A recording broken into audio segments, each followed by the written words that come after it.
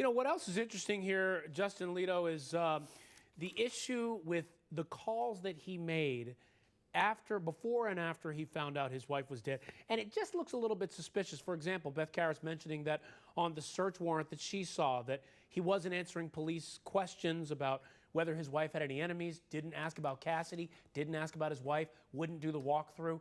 What does that tell us, at least in your mind, about him? Well, I mean, if you're asking about his personal character, I mean, yeah, it doesn't speak great to his character. But what did this witness do for the prosecution? I mean, I think they did nothing. I'm listening to this testimony and wondering why we're even offering it in this case. All it did was establish his alibi. It had him going to exactly where he said he was going and waking up in that same place after the murder had already been committed.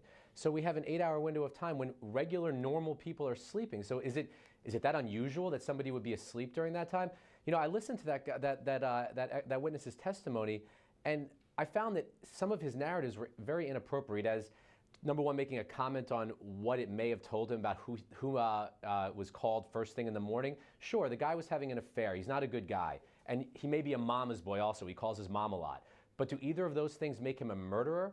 All this did right here, at least when I was listening to it very objectively, was put him exactly where he said he was, miles and miles away from this murder scene. So I don't think this witness was helpful to the prosecution in any respect. And one of the other things, too, and I have to agree with Justin, is the calls between 12:03. He calls Pat Young, her